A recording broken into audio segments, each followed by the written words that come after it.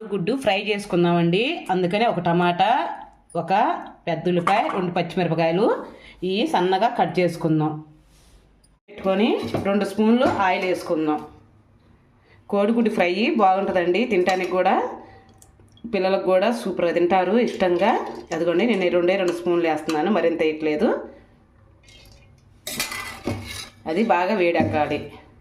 ముక్కలు ఇలా కట్ చేసుకున్నాను సన్నగా. ఇగోండి మరీ సన్నగా కాదు, మరీ లావుగా కాకుండా కట్ చేసుకున్నా. ఇగో టమాటా ముక్కలు, ఈ పచ్చిమిరపకాయ ముక్కలు, పచ్చిపప్పు, జీలకర్ర, ఆవాలు అవి బాగా ఏగనిద్దాం. చూద్దామండి. ఇగో ఇలా ఏగితే చాలు, సరిపోతుంది. దాంట్లోకి కరివేపాకు, తర్వాత మనం కట్ చేసుకున్న టమాటా ముక్క, ఉల్లిపాయ ముక్కలు, టమాటా ముక్కలు, పచ్చిమిర్చి మొత్తం వేసుకుందాం. బాగా కలుపుకుందాం. కొంచెం పసుపు వేసుకుందామండి. ఇగో కొంచెం పసుపు వేసుకుందాం. ఇంకా బాగా ఇది కొంచెం వేగేటట్టు మనం ఉంచుకుందాం. నేనైతే ఏం మసాలా వేయనండి. ఇదిగో ఇంకొంచెం యాగాలి. బాగా ఏగితేనే బాగుంటుంది. స్మెల్ కానీ టేస్ట్ కానీ సూపర్గా ఉంటుంది. టేస్ట్ ఇంక అస్సలు వంక పెట్టే పని ఉండదు, బాగుంటుందండి. ఇంకా మనం కోడిగుడ్డు పగలగొట్టేసుకుందాం. ఇదిగోండి ఇలా ఏగితే చాలు. అదిగండి మరీ యాగాల్సిన అవసరం లేదు. కోడిగుడ్డు వేసుకుందామండి. నేను 3 గుడ్లు వేసుకుంటున్నాను, మీకు నచ్చినట్టు వేసుకోవచ్చు. మరి ఉల్లిపాయలు ఎక్కువ వేసుకున్న కోడిగుడ్డు ఎవరు తెలియదండి, అందుకని నేను కోడిగుడ్డే ఎక్కువ వేసుకుంటాను, ఉల్లిపాయలే తక్కువ వేసుకుంటాను. మగ్గనిద్దాము, మగ్గితేనే దాని టేస్ట్ బాగుంటుంది.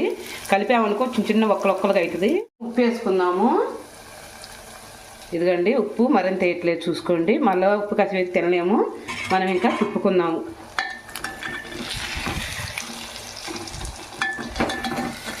ఆయిల్ తక్కువ వేసాను. మనకి ఆయిల్ తక్కువ వేసుకుంటేనే టేస్ట్ బాగుంటుంది. మరి ఆయిల్ ఎక్కువ వేసుకున్న ఆయిల్గా ఉంటుందండి, తిన్నాక కూడా మనకి నోరంతా ఆయిల్గా ఉంటుంది. అదిగోండి ఇంక ఇలా తిప్పుకుంటూ ఉందాం. మరీ తిప్పవాకండి, చిన్న చిన్న ముక్కలు అవుతాయి. అట్టని తిప్పకుండా ఉండొద్దు, అడుగంటుతాయి. మనం తిరగేసుకుంటూ తిప్పుకుందాం. ఇలా ఉంటే చాలండి. ముక్క చూడండి, మనకి ఇంత సైజు ముక్కలు ఉంటే చాలు. అన్నంలో పిల్లలు బాగా ఇష్టంగా తింటారు.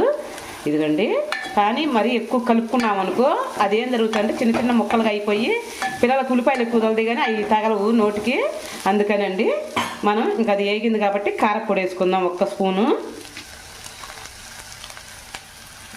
అన్నిటికన్నా తొందరగా అయిపోయే కూర ఏదంటే కోడిగుడ్డు కూరేనండి. తొందరగా అయిపోతుంది, సూపర్గా ఉంటుంది. అదిగోండి నేను 2 స్పూన్లు వేసాను కారం.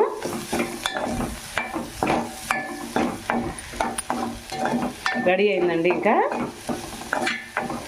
ఓకేనండి. ఈ వీడియో నచ్చితే ఒక లైక్ చేసి ఒక కామెంట్ చేయరా. రేపు మంచి వీడియోతో మీ ముందరికి వచ్చేస్తానండి. అందరికీ బాయ్.